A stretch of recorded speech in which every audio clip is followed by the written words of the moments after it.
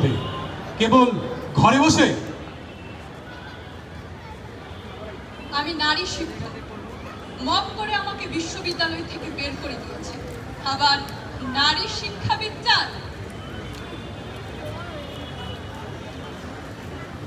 আমাকে কি বলে ডেকেছিলেন মনে নেই? অর্থনীতির চাকা সচল রাখি আমরাই, আর আমাকেই গালি দিয়ে আবার নারী গার্মেন্টস কর্মী খুঁজছেন। নারীরা নাকি ফুটবলে মাঠে হাফ প্যান্ট পরে ফুটবল খেলতে পারবে না, তাহলে কি পরে ফুটবল খেলবে? লেহেঙ্গা?